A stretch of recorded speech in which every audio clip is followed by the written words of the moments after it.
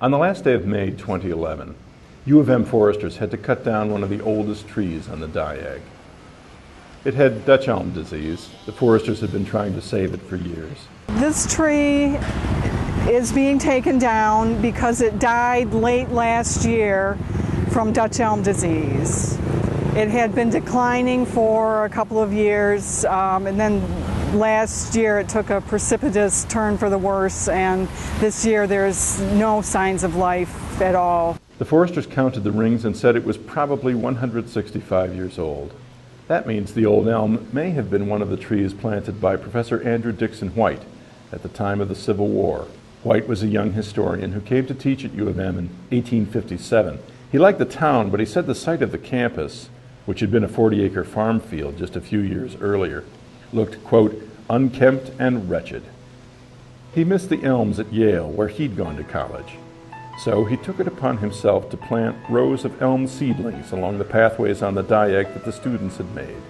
The townspeople and the students planted other trees. And by the end of the 1800s, the Diag was a place of trees, with a green canopy covering every walkway.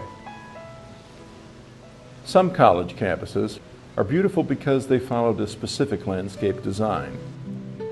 The beauty of the Diag is improvisational, less elegant than a formal landscape design maybe, but comfortable, even homey, because the trees were planted piecemeal.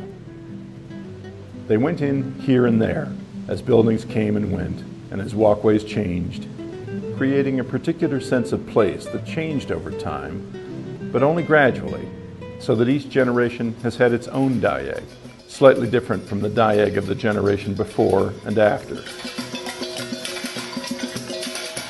It's the perfect environment with the lawn and the shade and just being able to hang out and relax.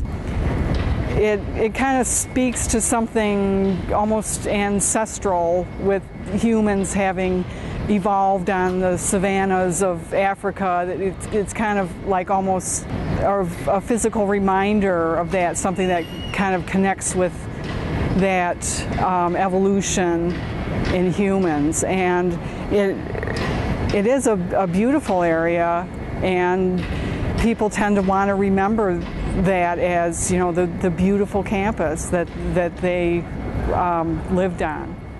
In 1940, when the country was preparing for the all but inevitable entry into World War II, a writer captured the feeling of one moment at the center of the campus. A warm summer day has given way to a perfect summer night, overcast, but with a quarter moon breaking through the clouds above the campus trees. It is a few minutes past 9 as you swing onto the diagonal. The darkness insulates you. The air is caressing. You move along effortlessly under the long aisle of trees. It is quiet, except for the insistent cheeping of insects among the leaves and occasional distant voices. This is the heart of a great university. Warm, tranquil, peaceful, democratic. It is one of the things worth preserving. On the 28th of June, less than a month after the old elm came down, the foresters planted a young sugar maple just a few feet away. When Andrew Dixon White got to Ann Arbor in the 1850s, the Diag was more or less an open field. Now, 150 years later, there are more than 14,000 trees on campus.